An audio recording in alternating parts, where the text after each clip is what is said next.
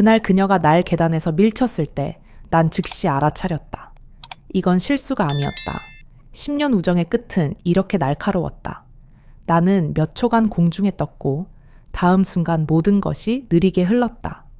몸이 바닥에 부딪힐 때의 충격보다 더 고통스러운 건 그녀가 무표정한 얼굴로 나를 내려다보는 장면이었다. 미안, 손이 미끄러졌어. 그녀는 그렇게 말했다. 하지만 그 눈빛, 거기엔 미안함이 없었다. 오히려 안도의 기색이 스쳤다. 내가 사라지기를 얼마나 바랐던 걸까. 병원 침대에 누워 깨어난 나는 침묵했다. 통증보다 날 더 아프게 한 건 배신이었다. 그녀는 내 친구였다. 10년 동안 모든 걸 함께한 사람, 내 비밀을 알고 내 약점을 알던 사람, 그리고 지금 그 모든 걸 이용해 나를 무너뜨리려 한 사람. 그날 이후 나는 변했다. 더 이상 순진하지 않았다. 그녀가 원하는 걸 알았다. 내 자리, 내 사람들, 내가 가진 모든 것. 그녀는 천천히 나의 껍데기를 뒤집어 쓰고 있었다. SNS에선 나와 찍은 사진을 삭제했고 내 연인에게는 불쑥 연락을 했다. 너랑 걔 정말 잘 어울리더라 라는 말 뒤엔 무언의 침투가 있었다. 나는 내 인생을 다시 빼앗기지 않겠다고 결심했다. 복수는 감정으로 하는 게 아니다. 철저하고 조용하게 그리고 완벽하게.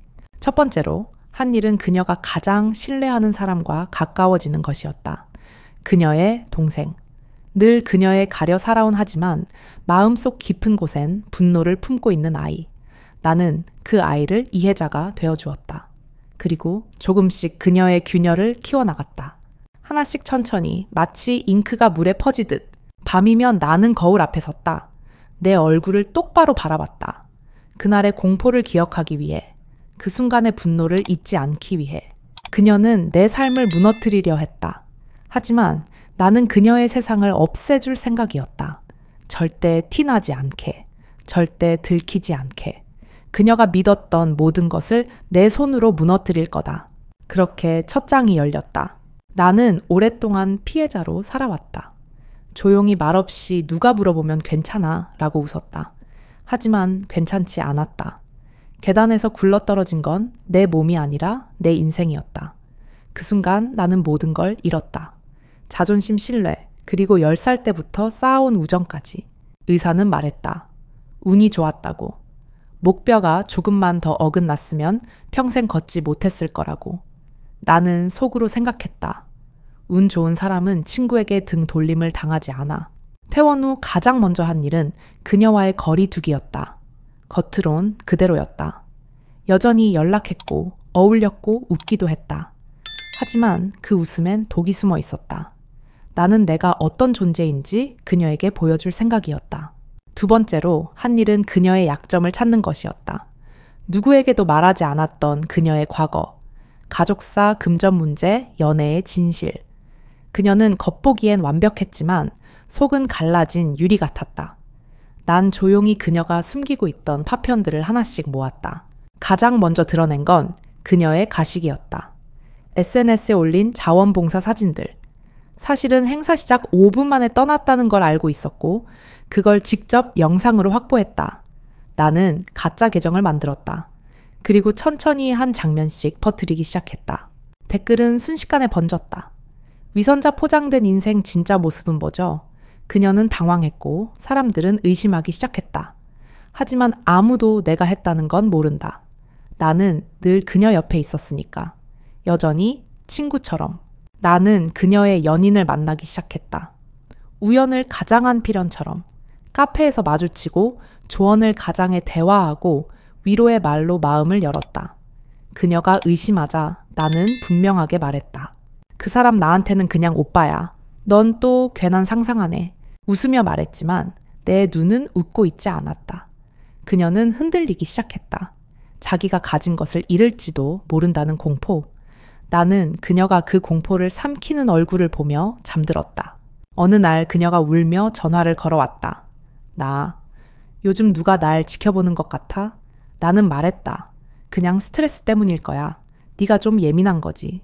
하지만 사실 나는 지켜보고 있었다.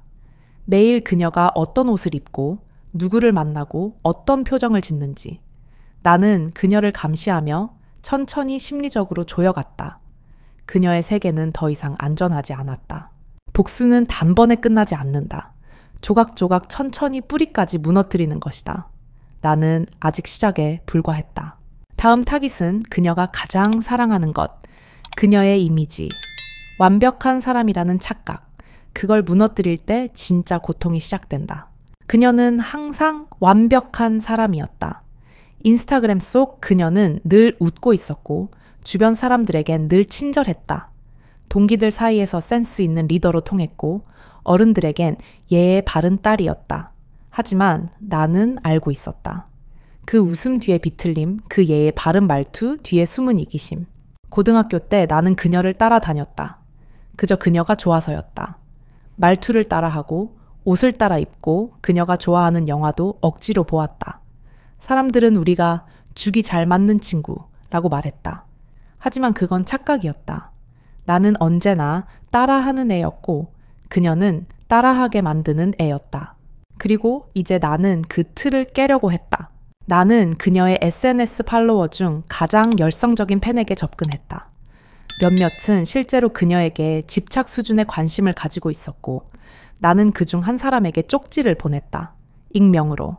그녀에 대해 아는 게 많아요. 알고 싶다면 이 링크를 따라오세요. 링크 속엔 내가 수집한 진짜 그녀의 모습이 담긴 자료들이 있었다. 연인 바람 피운 대화, 캡처 자원봉사, 조작 영상 후배를 무시한 음성 녹음. 그 사람은 충격을 받았고 곧 익명 계정으로 폭로를 시작했다. 인간 쓰레기, 가짜 천사, 페이크 라이프. 그런 해시태그가 그녀 이름 옆에 붙기 시작했다. 그녀는 점점 말라갔다. 눈빛은 흐려졌고 말수는 줄어들었다. 친구들도 하나둘 그녀를 멀리하기 시작했다. 나는 매일 그녀 곁에 있으면서 가장 멀리 있는 사람이 되었다.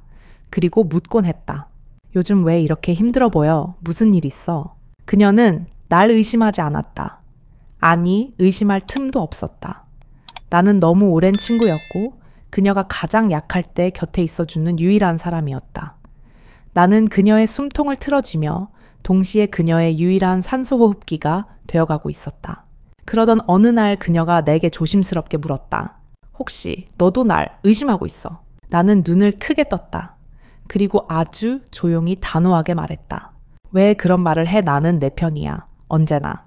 그녀는 눈물을 흘렸다.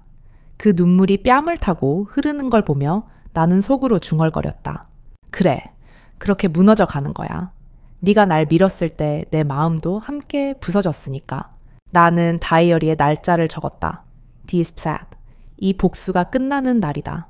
그리고 그 마지막엔 그녀가 직접 진실을 마주해야 할 순간이 기다리고 있었다. 나는 밤마다 연습했다. 거울 앞에서 마지막 장면을 어떻게 마무리할지, 어떤 표정을 지을지, 어떤 목소리로 진실을 전할지. 그리고 가장 중요한 건 그녀가 어떤 얼굴로 절망할지 그리는 일이었다. 조명이 꺼지고 커튼이 닫힐 때 관객은 박수를 쳐야 한다. 그게 진짜 무대다. 이제 막 무대의 산막이 끝났다. 복수는 감정이 아니다. 예술이다. 그녀를 무너뜨리는 이 과정은 마치 정교한 무대 연출 같았다. 조명 타이밍 분위기 모든 게 완벽해야 했다. 감정은 가슴속 깊숙이 묻어두고 나는 배우처럼 웃고 감독처럼 계산했다. 나는 그녀에게 숨 쉴 틈을 줬다. 사람들은 완전히 무너지기 전에 반드시 희망을 붙잡는다. 그 희망이 있을 때 가장 약해진다. 그래서 나는 계획적으로 몇 가지 루머를 지웠고 익명 계정 활동도 일시적으로 중단했다. 사람들은 다시 조금씩 그녀에게 다가오기 시작했다. 그녀는 이제 괜찮아질 것 같아 라고 말했지만 나는 알았다. 그녀는 가장 약한 순간에 들어섰다. 자기가 다시 올라설 수 있을 거라고 믿는 그 찰나 나는 마지막 한 방울을 떨어뜨릴 준비를 하고 있었다. 그녀의 연인이 그 방울이었다. 나는 그와 점점 가까워졌고 그 역시 내게 마음을 열고 있었다. 그가 그녀의 이중적인 모습을 알게 되면서 마음이 흔들리는 건 시간 문제였다. 그리고 결정적인 순간 나는 그와의 메신저 대화를 일부러 그녀가 보게 만들었다. 사실 너랑 얘기하는 게 더 편해. 그녀는 요즘 너무 예민해서. 그녀는 울며 날 찾아왔다. 그리고 이렇게 말했다. 내가 뭘 그렇게 잘못했을까? 왜 다들 날 떠나는 거지? 나는 조용히 그녀의 손을 잡고 말했다. 넌 아무 잘못 없어. 그냥 사람들이 변한 거야. 그녀는 그 말에 더욱 의지했다. 자신을 이해해주는 마지막 사람, 바로 나였다. 하지만 그녀는 몰랐다. 내 손이 아니라 내 말이 그녀를 망가뜨리고 있었다는 걸. 그녀가 쓰러지기 하루 전 나는 마지막 무기를 꺼냈다. 우리가 함께한 10년간의 사진들, 여행, 생일 파티, 술자리 웃으며 찍었던 그 모든 추억들. 나는 그것들을 영상으로 만들었다. 그리고 배경음악으로는 그녀가 가장 좋아했던 노래를 깔았다. 그 영상의 마지막 자막엔 이렇게 썼다. 이 우정은 거짓이었다. 그녀는 그 영상을 보고 무너졌다. 그토록 믿었던 사람에게서 돌아온 칼날. 그녀는 그날 밤 실종되었고 가족과 친구들이 난리가 났다. 경찰이 수색을 시작했다. 언론도 떠들썩했다. SNS엔 그녀를 걱정하는 글이 가득했다. 그리고 나는 그 속에서 조용히 미소 지었다. 하지만 이건 끝이 아니었다. 진짜 마지막 장면은 아직이다. 나는 마지막 퍼즐 조각을 손에 쥔 채 그녀가 돌아오기를 기다렸다. 그녀는 언젠가 돌아올 것이다. 아니, 반드시 돌아와야 한다. 그래야 내가 준비한 마지막 진실을 마주할 수 있으니까. 마지막 대면, 마지막 한마디. 그 한마디를 위해 나는 살아있었다. 그리고 그날이 곧 찾아온다. 그녀는 돌아왔다. 예상보다 더 초라한 모습으로. 며칠간 실종되었던 그녀는 경찰서에서 발견되었고 사람들의 시선은 동정으로 변해 있었다. 모두가 말하길 그녀는 피해자다. 그동안 너무 힘들었을 거야. 하지만 아무도 모른다. 누가 그 어둠의 원인을 만들었는지. 그리고 그녀는 더더욱 모른다. 그 어둠 속에서 내가 기다리고 있었다는 걸. 나는 조용히 그리고 조심스럽게 그녀에게 다가갔다. 이제 괜찮아졌어. 그녀는 고개를 끄덕였지만 그 눈은 죽어 있었다. 나는 따뜻한 말투로 말했다. 다행이다. 네가 무너지면 안 되지. 그리고 속으로 중얼거렸다. 아직 끝나지 않았어. 그날 밤 나는 그녀를 옥상으로 불렀다. 우리 둘만의 공간. 고등학교 시절 가장 자주 갔던 장소. 모든 게 시작된 그곳에서 나는 끝을 준비했다. 여기. 오랜만이지. 그녀는 어색하게 웃었다. 그러게 뭔가 기분이 묘하네. 나는 천천히 그녀 앞에 앉았다. 기억나 3개월 전 내가 병원에 입원했을 때. 그녀는 움찔했다. 그리고 대답하지 않았다. 그때 넌 내 손을 놓았어. 진짜로. 그 순간 바람이 불었다. 그녀의 머리카락이 흩날렸고 나는 조명을 켰다. 작은 캠코더. 이미 녹화 중이었다. 그녀는 혼란스러운 눈빛으로 물었다. 그게 뭐야? 진실을 기록하는 도구지. 장난치지 마. 장난이면 좋았겠지. 근데 넌 날 죽이려 했잖아. 기억 안 나. 그녀는 울기 시작했다. 눈물은 죄책감이 아닌 두려움이었다. 너무 힘들었어. 그땐 정말 미쳐 있었고 널 미워했지만 죽일 생각은 아니었어. 아냐, 넌 날 없애고 싶었어. 넌 내가 가진 모든 걸 탐냈고 결국 날 밀었지. 나는 조용히 가방에서 노트를 꺼냈다. 내가 지금까지 기록해온 모든 복수의 과정, 그리고 마지막 페이지엔 이렇게 적혀 있었다. 이건 끝이 아니다. 이건 시작이다. 그녀는 무너졌다. 무릎을 꿇고 울부짖었다. 미안해. 미안하다고. 다시는 안 그럴게. 하지만 이제 용서는 내 선택이 아니었다. 나는 조용히 말했다. 나는 널 용서하러 온 게 아냐. 진실을 기억하게 하러 온 거야. 그녀의 얼굴을 비추는 캠코더의 빨간 불빛이 꺼졌을 때 나는 마지막 대사를 남겼다. 이 영상은 네가 다시 나를 무시하려 할 때 보게 될 거야. 그녀는 나를 쳐다보지도 못한 채 그 자리에 주저앉았고 나는 등을 돌렸다. 복수는 끝났지만 그 끝은 새로운 시작이었다. 이제 내가 되찾은 내 삶 속에서 진짜 나로 살 차례다. 카메라는 천천히 멀어지고 화면은 어둠 속으로 사라진다. 조명 OFF 배경엔 서늘한 바람소리 천천히 끝나는 피아노 잔향. 이 영상을 끝까지 봐주셨다면 구독과 좋아요, 댓글로 당신의 이야기를 들려주세요. 이곳은 진실이 살아 숨쉬는 공간입니다.